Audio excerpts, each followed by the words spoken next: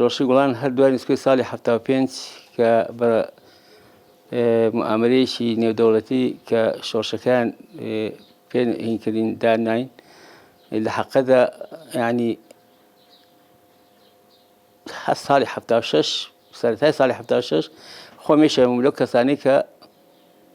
ناومێدیم بە خەڵقەوە بینی خەڵق زۆر بێئومێد بوو من شۆڕشی ئەیلول پێشمەگە بووم ماڵمان لە ئێران بوو هەر هەمومان ماڵمان لە ئێران بوو مەقەرەکەمان لە پێنجوم بوو لەگەڵ هەڤاڵی شەهید محەممەد ڕەحیم لەگەڵ ئەوان و جەمال قاسمی کەواش کرد لەخوا بەزابێت لە تەمەنا ماوە و تەمەند درێژ بێ ئینشەڵڵا تاوشار شۆڕشی گوڵانی پێشکەوت و خواست سەری هەڵدا لە دوای نسکۆت ئەمە بێ ئومێدیەک دروست بوو شۆڕشی گوڵانی پێشکەوت و خواست لە 26 پێنجا ڕایگەیاند لە بەرەوەی ئەو بێ ئومێدیە نەمێنێت لە دوای شۆڕشی ئەیلول شۆڕشی ئەیلولی مەزن شۆڕشی گوڵان دروست بووەوە شۆڕشی گوڵان بۆ درێژە پێدانی ئەم شۆڕشە بۆ درێژە پێدانی شۆڕشی ئەیلولی مەزن بوو لە سەرەتاوە لە بەرزان و حاجی ئۆمەرانەوە دەستی پێکرد و دوایی بۆ هەموو ناوچەکانی کە هەموو ناوچەکانی گرتەوە بەڵام ئەم شۆڕشە مەزنە لە سەرەتاوە چەند مەفرەزە بە شێوەی مەفرەزە بوو واتە بە شێوەی پارتیزانی بوو چەندین مەفرەزەی قارەمان ئەو مەفرەزانە چەندی هەرچەنە کەم بوون مەسەرن ئەو مەفرەزانە لە 7 نەفەرەوە بۆ 11 نەفەر و ئەوانە مەفرەزەکان بوون بەڵام جێدەستیان دیار بوو شۆڕشی گوڵان بۆ ئازادیخوازی کوردستان و بۆ ڕزگارکردنی خاکی کوردستان لە دوای نەکسوانێ شۆڕشی گوڵان دروست بووانێ کاک دریس و کاک مەسعود کە سەرپەرشتی شۆڕشی گوڵانیان کرد دەورێکی زۆر مەزنیان بینی زۆر سەرکەوتوو بوون و چەندین داستان کە لە شۆڕشی گوڵانە دروست بوو داستانەکان زۆر پیرۆز و زۆر سەرکەوتوو بوون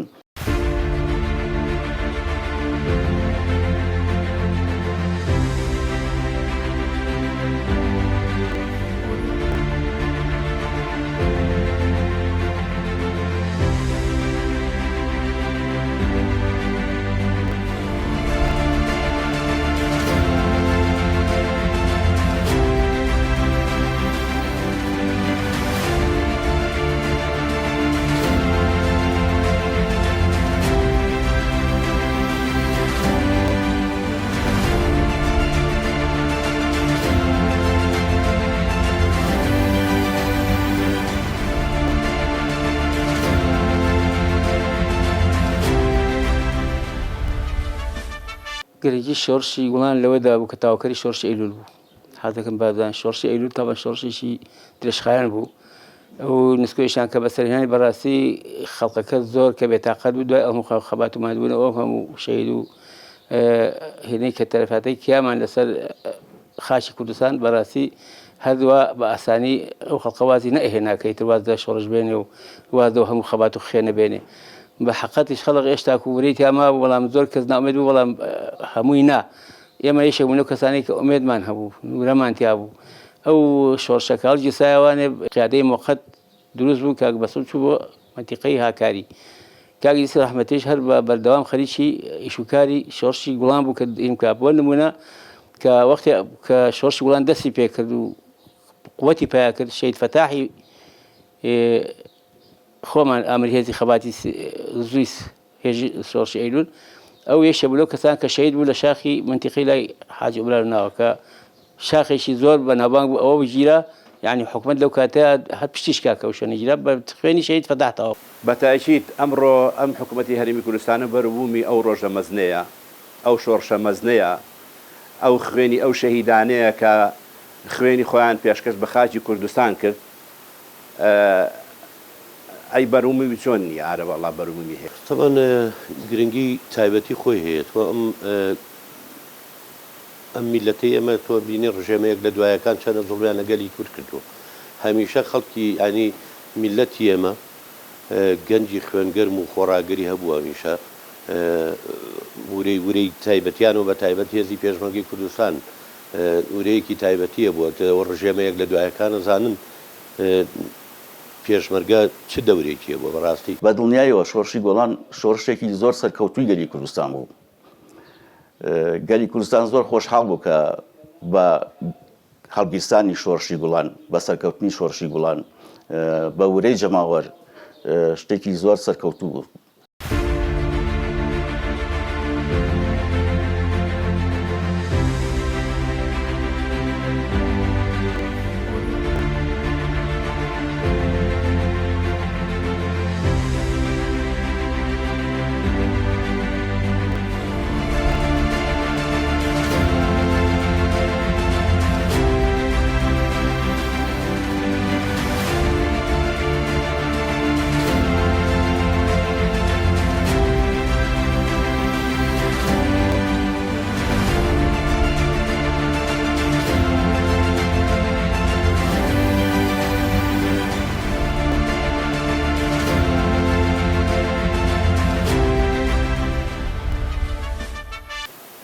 هەمیشە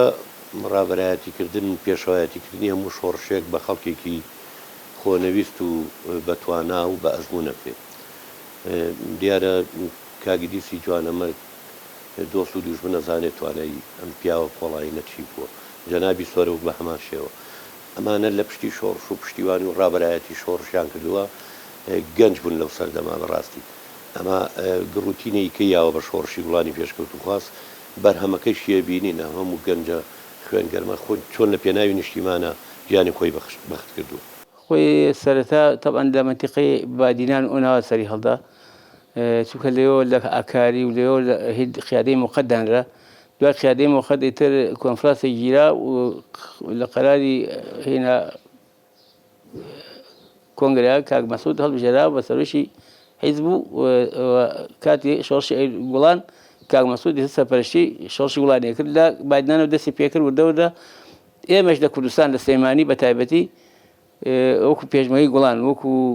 پێشمەرگەی پارتی کە هەمیشە بیربارەکەمان هە پارتی هاتی بووە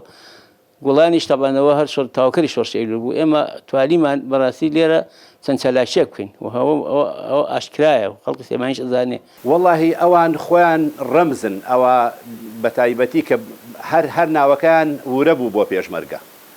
پێشمەرگە ورەیەکی تەواومان باوەڕمان بەوە هەبوو کە ئەوان سەرکردەیەکی لێ هاتوون ئەوان خۆیان ڕێخستەوانێ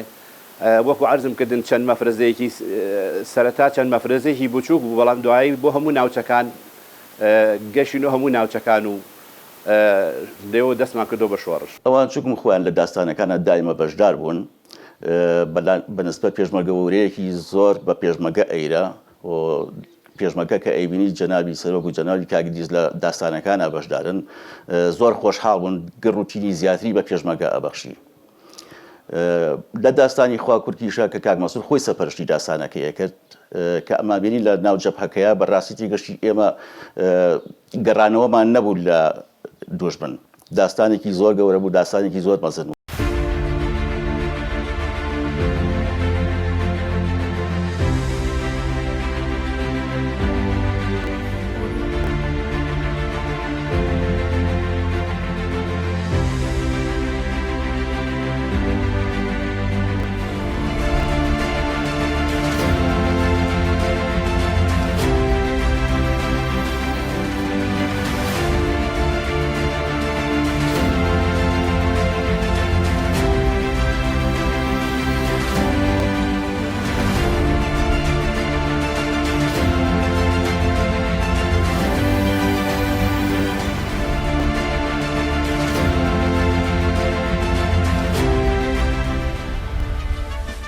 بە تاکید داستانەکان زۆر گرنگ بوون زۆر گرنگ بوون و زۆر سەرکەوتوش بوون پشتی دوژمنی پێشکێرا من کە وەکو باسم کردوانێت چکم خۆم لە بەش شەڕی خواکوورگا کە بەشدار بووم بەلام وانێ زۆر داستانێکی گەورە بوو لە هەموو داستانەکانیت هەرچەنە کۆرپ و تەگەرەی ناوخۆیی و یعنی بڵێنی کوردی و دەرەکی هەبووە بۆ لێدانی پارتی کە ئەشکالیان بۆ دروست کرد کە دەستی بە هەموو شوێنە نەگا بەڵام ڕێخستنەکان و هێزی پێشمەرگەی پارتی دیموکراتی کوردستان لە شۆڕشی گوڵانە دەستی بە هەموو شوێنە گەشتووە دیاریشە بە سەبارەت بە داستانەکانیشەوە لە زاخۆ تا خانەکە میگرە پارتی دیموکراتی گوڵان پشکی شێری وەرکەوتو لە شۆڕشی گوڵانە ئەمە داستانی مانگێشە دێرەلووکە کانی ماسیە بەشداری قەرەداخە تیان داستانی کە ئەوە سپیلکە ئەوەی کە بەبیرم بێت باسەڕەیە مەندیلەیە لەمانە هەمووی بەشداری کردووە جێدەسی بێ لە مەفارزەکانی ناوشاریش کە هەر لەوەش پشتی شەر بەر پێشمەرگە قارەمانەکانی شۆڕشی گوڵان کردووە. خۆی شۆڕشی گوڵان بەڕاستی داستانی گەورەی تاکراوە بەڵام ناو شارەوە چالاکی ناو شار شتێکی گرنگ بووە و ئێلەکانیش بڵێنیت لە دەریشەوە لە لەقیەک و ئەمانش بەڕاستی تۆماری گەورە گەورە یعنی ئەنجام درراوە کە شۆڕ شکراوە لێ و کە بەڕاستی چالاکی زۆر بە قوتی تاکراوە وەکوکانی ماسی و کۆشێنانە دوای ئەوەش بەڕاستی شەڕی خواکوورک ئیسپاتی کرد کە لە هەموو لایەنەکانی تیا بووە لە سلێمانی لە هەولێر لە کەرکووک لە هەموو بەینەکانی ینی شارەکان بەشداریان کردووە لەو شۆڕشە 3 مانگ لەو جەبهەیە 3 مانگ بەڕاستی ئەو شەڕە قورسایشی زۆر گەورەی هەبوو 3 مانگ شەڕ کرا بە 22 شەهید ینی بەڕاستی حکومەتی عێراقی تووشی شۆک کرد.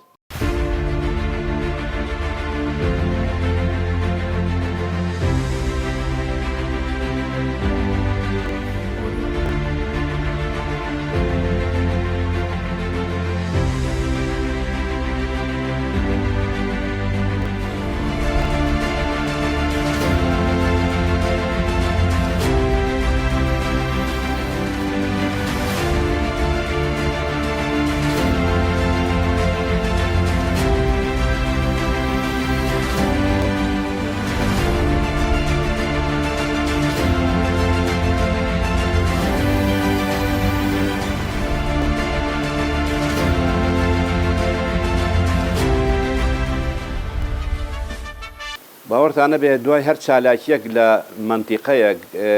یعنی خەڵکی زۆر پەیوەندی پێوەکردین ئەو کاتە چەکیش کەم بوو چەک کەم بوو بەڵام خەڵک هەر بە ئەهات لەگەڵمانە زۆر جار هەبووە پێشمەرگە هاتووە بە 3 مانگ گولە ئاربیجی هەڵگرتووە و یان کۆڵەنانی هەڵگرتووە پێشمەرگە بوو لەگەڵمانە یعنی بە ورەوە ڕۆژ بە ڕۆژ پێشمەرگە زیادیەکرد لە زیاد بوو نابوو ورەی پێشمەرگە زۆر بەرز بوو زۆر خەڵکیش ئاغات ئیتیسادی پێوەکردین جەماوەری کوردستانیش زۆر هاوکاری پێشمەرگە بوون دائیمە تێگەشی لە پشتگیری پێشمەرگەیە بوون سەردانیان ئەکردین خۆشمان تێگەشی ڕۆژانە کە بڵێن مەفاریزمانە کرد بۆ ناو شار کە لە ڕژێمانەیە لەو کاتەیە داستانەکان هەرمووی بە ئەم گەورە و پیرۆز بوو هاوتاتی هاوڵاتیان دەستخۆشیان لێکردین بەعزە کەسێک ئێمە کە زۆر تەمین نەبووین لێ کە دائنیشتن ئێمەش قسەمان نەکرد ئەما گووە وەڵاهی شۆڕ دەستی پێکردوتەواری و خەڵکە زۆر بە حەماسەوە پێی خۆش بووی گوە شەوبیلا ئەم کاتە کاتی خۆیەتی ئاغ دەستی ئەوانە خۆش بێ کە خەریکی نازان کە ئێمەش پێشمەرگە بووین ناو شارە ئیش و چالاکی ماکرد نانزانی یانگو خۆزگامانزانی چێ تا پەیوەندیان پێ بکەین و ئێمەش لەگەڵانە بەشدار بین ئێمەش قسەمان ناگە تا تاقیبا دەکرد و حەلامان خستنە ناو ڕیزەکانی ڕێخستنەوانی زۆر ینی ڕێخستنی پارتی زۆر زۆر لەو کاتانەیە بەڵام پارتی من بەسەراحە دەڵێم پارتی وەکو پێویست بەدەم خەڵقی سلێمانی نەهات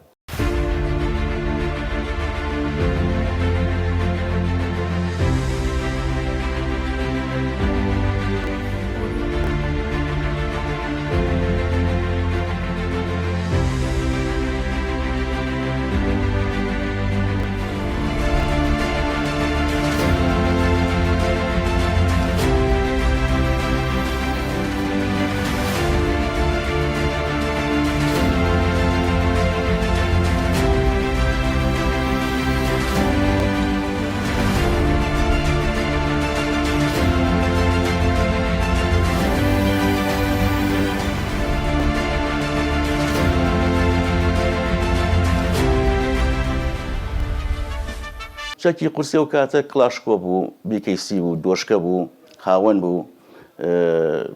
ئەمە چەکە قورسەکان بوو کە پێمان بوون بخوا ئێمە لە شارباژێر کە لە دەرەوە بووین ساڵی 1970وانە